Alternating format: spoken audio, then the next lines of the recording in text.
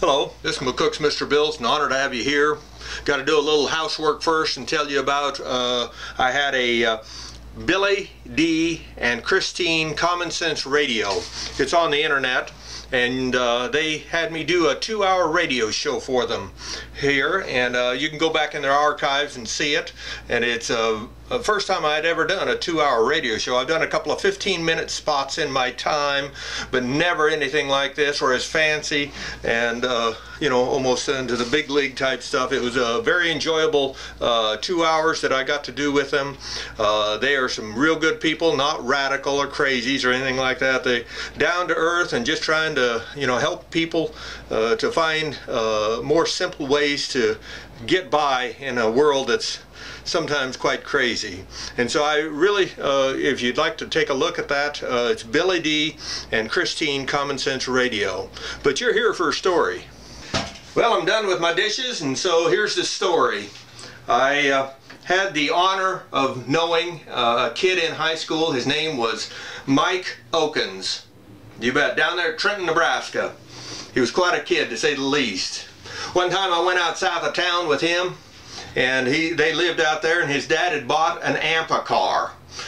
You could drive it on the road, or you could just drive it right down into the water, like a lake, what have you. And so he jumped in the car. He said, "Come on, let's go." So I jumped in with him, and we headed out to the lake. Had half a tank of gas on it, so everything was cool. We got out there to the lake and down the ramp where they'd unload the boats, and we just went right on in with our car and putted around out there. Top end was about 5 miles an hour with that car, so it wasn't very fast out in the water. And then he decided he was going to go clear across the lake. It was a mile across Trenton Lake width-wise, over to Macklin Bay on the north side. And so we got about halfway across, and the wind came up. And we started, we rolled up the windows in because the water was splashing in on the sides, and we was taking some pretty good waves. And we was scared, to say the least, because that car set down real low, and even when it was calm, the water wasn't over about 3 or 4 inches from the top of the door. And so water was easily splashing up against the sides, and we thought we might be in a bucket of trouble. But luckily we got across. The wind hadn't come up high enough yet. We got to Macklin Bay then, and we come in there to calm water, and we thank God and everything. And as we got up to the ramp where the boats are loaded and unloaded on Macklin Bay, as we drove up there, we didn't get 10 feet out of the water before the car quit, and it had run out of gas. The gas gauge didn't work. That's how, if we'd have dinked around a little bit, drove around a little bit before we hit the lake, we'd have been in a lot of trouble, because if we'd have got halfway out there with those waves, it'd have crashed us into the rocks along the dam. And that would have been a mess, or perhaps even something more serious than that. He was also the guy that became law enforcement. And I've always said you can never have a cop that's a friend, but you can have a friend. If he was a friend before he was a cop, he'll still be a friend when he's a cop. And he was a cop. And he did different locations as a cop, and then he came to McCook, where I am. And I just started being Mr. Bill at the time, and I had some kids that were pretty testy with me, and everything from writing the F word on the side of my truck to stealing from me and causing me lots of trouble.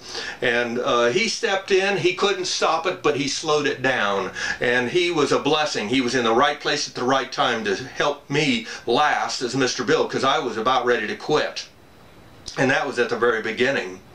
With that in mind, though, he made the mistake of arresting the wrong people in McCook, as any town has people that are too powerful to arrest, and so they fired him. Well, he finally went out to California, and he got a job out there as a private investigator. And it was a blessing to have him out there, and the people all loved him out there, and he did some great work. He's the only man I ever knew that went into prison.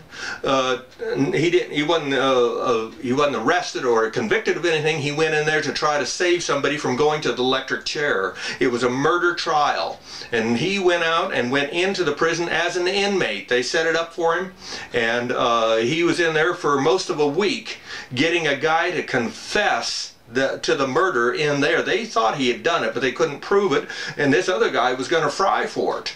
Well, he got him to confess, and so the state, in fact, gave him a big award for saving that man's life from the death chair and electric chair.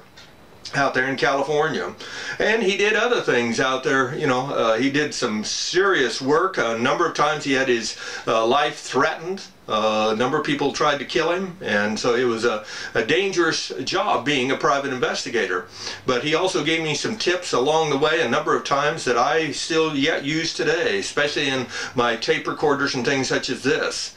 And he was a blessing to anybody that knew him, though. Now, he's passed away now, but in his life, he made a lot of difference, not only in my life, but in a lot of other lives. And I hope you follow his lead and wiggle the branches of life every day and take on the bad guys and make sure the good guys play fair, too. Rate this film.